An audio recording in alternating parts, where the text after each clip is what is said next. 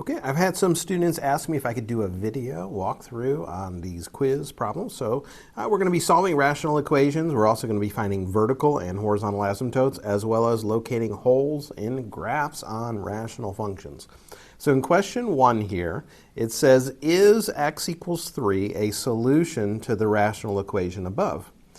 Well, we don't really need to solve the equation. I mean, we could, but we just need to plug in x equals 3 and see if it works. After all, if I said 2x plus 1 equals 7, is x equals 3 the answer here? Well, the way we would try it is we would put 3 in. 2 times 3 plus 1, does that equal 7? Yes, 6 plus 1 does equal 7. So yes, x equals 3 is a solution. Now, that's separate from this question over here, of course. Is x equals 3 a solution to this equation? So anywhere we see an x, we're going to put a 3. So what is 3 minus 2? Isn't that 1? What is 3 plus 5? Isn't that 8? So let's put those in. So 1 over 1 plus 8 over 2. Does that equal 5? Question mark. Well, what's 1 divided by 1 is 1. What's 8 divided by 2? That's 4. Does that equal 5? Yes, that is a solution. So you can just plug and chug and see if it works. All right, question 2, we are actually solving the rational equation now. And the way we do this is by getting all the denominators the same. Now there's a couple ways to approach this, but I want you just getting all the denominators the same. So this is 3 over 1, this is negative 2 over 1. So you can see that there is an x here, but not here and here. So we're going to introduce the x to the bottom, which means you have to multiply by the top also. So 3x over x, negative 2x over x. Whatever you do to the bottom, you do to the top. Now that all the denominators are the same, you can throw away the denominator and simply solve the numerator equation. 3x plus 20, that equals negative 2x. So if you subtract 3x on both sides, you get 20 equals negative 5x. Divide by negative 5, you get x equals negative 4. Negative 4 is the answer there. All right, so this one looks a little bit more intimidating, right? But the good news is that I gave this side to you in factored form, and you can see that there's an x plus 1 here and here, and then there's an x plus 2 here and here. All right, so there's really only 2 factors floating around. So we're going to upgrade each fraction so that they have both factors. So this one needs an x plus 1, so whatever you do to the bottom, you have to do the top. This one needs an x plus 2, whatever you do to the bottom, you have to do the top. Now all the denominators match. You see how all the denominators have x plus 1 and x plus 2 in them. So now you just solve the numerator equation. So let me write it off to the side here. We have 3 times the quantity, x plus 2, plus 4 times the quantity, x plus 1. That equals negative 11. So we launch our little missiles with the distributive property. Same thing here. Be careful on the second one. Get a plus 4. That's important right there. Equals negative 11. These are like terms. They're all on the same side. So that's 7x. These are like terms. They're all on the same side. That's 10. You then subtract 10 on both sides. 7x equals negative 21. X equals negative 3. So the answer on number 3 would be negative 3. All right, number 4, what's different about this? Well, we still have a couple of factors floating around, but this one, who knows what it is, right? We have to factor first. So I'm going to factor this into x plus 4 and x minus 3. I'm going to factor it like that, which means this needs an x plus 4 and this needs an x minus 3. And the number 3 here is just going to stay the number 3. So I get, by the way, now all the denominators match, right? I didn't write it, but this got an x plus 4 on the bottom. This got an x minus 3 on the bottom. So now we solve the numerator. X times the quantity, x plus 4, plus 1 times the quantity, x minus 3, equals 3. That's x squared plus 4x plus x minus 3. All I did was a distributive property there. This is the first one today, which is an x squared equation. Remember what we do? We move everything to one side. So we're going to subtract 3, and we're also going to combine like terms. So I got x squared plus 5x minus 6 equals 0. And then how do you solve quadratic equations? You try to factor them first.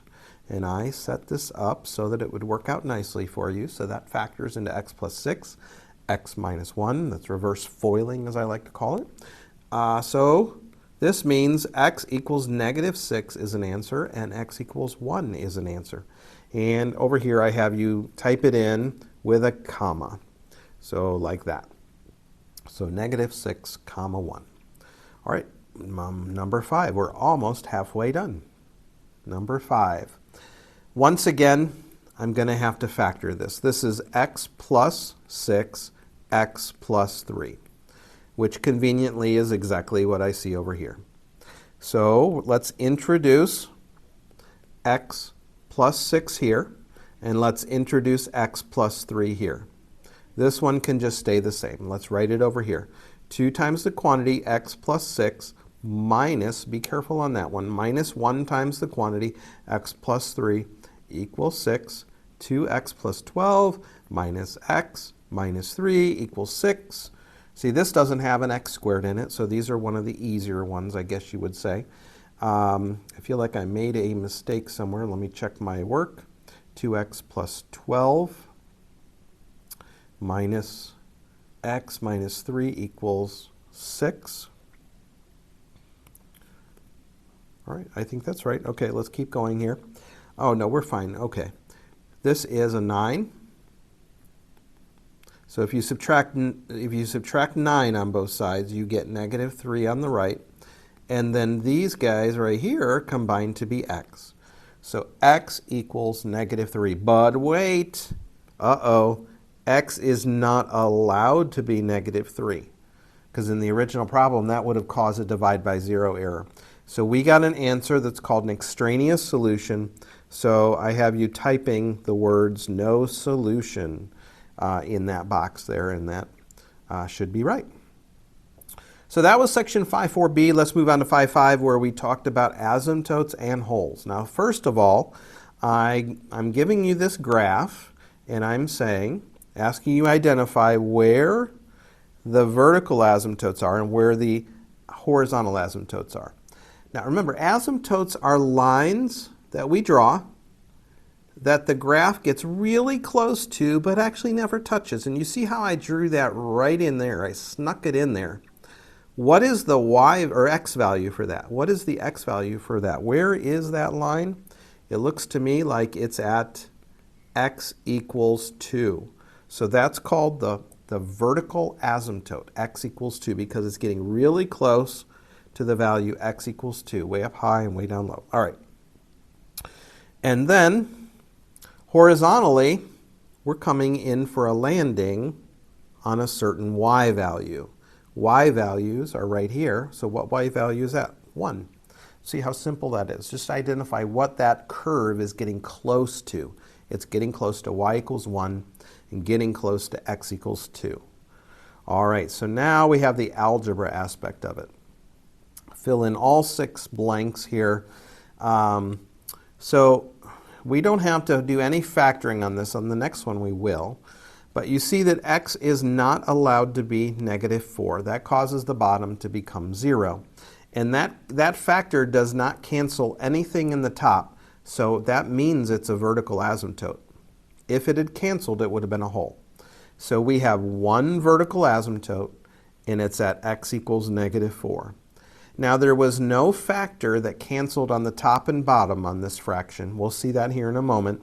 So there's no holes in this particular graph. Then to find horizontals, I've had a lot of questions about this, as I predicted. For horizontals, I want you thinking in terms of x equals infinity. So for horizontal, it's a completely different line of thinking, and I want you to think about x equals infinity. So 3 times infinity all over infinity. Remember, the negative 10 and negative 4 just get completely blown away by the infinity, so they don't matter anymore. These guys cancel, leaving a 3-to-1 ratio. So this thing is approaching 3. So when x is really large infinity or negative infinity, we're approaching 3. So that's how you do horizontal asymptotes. All right, moving on here. Here I'm giving you the bottom's already factored, but the top is not. We do need to factor the top, and it's x plus 3, x plus 4, all over 3 times the quantity, x plus 4, x plus 1. I have all kinds of factoring videos on my channel if you need some help with that. Notice that, I wanted to grab a different color here. The x plus 4 cancels right there and there. Whoops. The x plus 4 cancels. So x is not allowed to be negative 4. And since it canceled, that means it's a whole. When the factor cancels, it's a whole. So there's one whole, and it's at negative 4. There is still a factor remaining here, though, that says that x is not allowed to be negative 1 ever. And since that factor doesn't cancel, that's a vertical asymptote. So that's how we can tell the difference between vertical asymptotes and wholes. So there's one vertical asymptote, and that happens at negative 1. Now, if we were to FOIL the bottom out,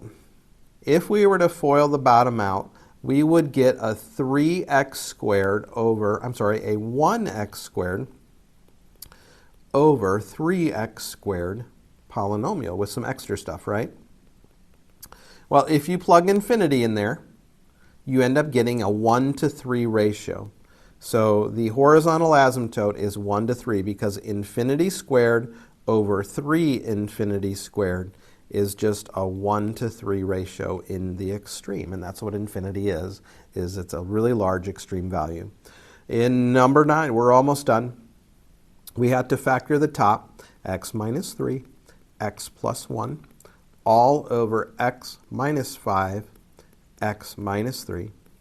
I see that this guy cancels this guy, so that means there's a hole at that spot. When it cancels, it generates a hole. The 5 does not generate any sort of canceling, so that x is not allowed to be 5, and that's a vertical asymptote. So x equals 5 is a vertical. Once again, x squared over x squared is just going to cancel when we plug infinity in there, and we're left with a 1 to 1 ratio. So 1 divided by 1 is 1. So that's how you do the horizontal asymptotes. Last question. Let's do horizontal asymptotes first. Do you see how there's no x's on the top? So what happens when this is the example from the class, when I said, hey, let's order a couple pizzas and let's divide it among the entire planet. If you order 7 pizzas and you divide it by 8 billion squared, how much does everybody get?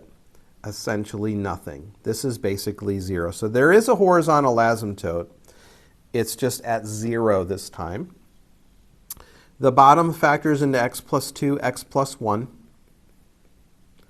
And do you notice how neither of those cancel? Neither of them cancel, so there's no hole in this one. But there are 2 vertical asymptotes at negative 2 and negative 1. Okay, so in this video, let me scroll back. We solved rational equations. Remember how we did it? We got all the denominators the same. So we did that, and then we just got done finding vertical and horizontal asymptotes as well as holes. Remember the horizontal asymptote, that's the one where you imagine plugging infinity in and see how that works. All right, good luck in your studying and in your quiz tomorrow. All right, we'll see you later.